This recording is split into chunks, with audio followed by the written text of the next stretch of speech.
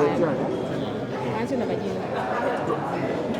Majina kwa hiyo wale wasiofahamu wangependa kwa majina mawili.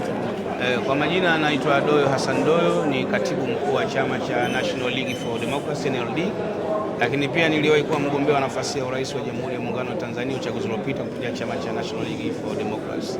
Niambie, unazungumziaje hii ripoti inayowasilishwa leo? Kwa maoni yangu ripoti ni nzuri sana kwa sababu imekuja na majawabu ya Watanzania kile ambacho walikuwa wanataka kufahamu kwa kina kuhusu mizozo ilikuwa inaendelea kwenye mitandao kwa wanasiasa baadhi ya kusingizia mambo ambayo hayapo. Ripoti hii ya kitaalamu imekuja na suluhisho la majawabu ya ukweli.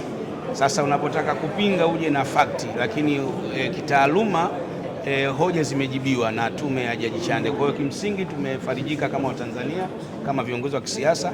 Kimsingi Mheshimiwa Rais kupitia serikali yake amesema tumpe ushirikiano kama wanasiasa na Watanzania aweze kutekeleza majukumu na maoni na mapendekezo ambayo amewasilisha na tume ya Jaji Chande. Kimsingi kama chama cha siasa, kiongozi wa chama, sisi tutampa ushirikiano na tutawaambia Watanzania wampe ushirikiano rais na serikali yake ili waweze kutekeleza mapendekezo ya tume ya Jaji Chande yaliyowasilishwa leo katika jiji la Dar es Salaam, hapa Ikulu Dar es Salaam.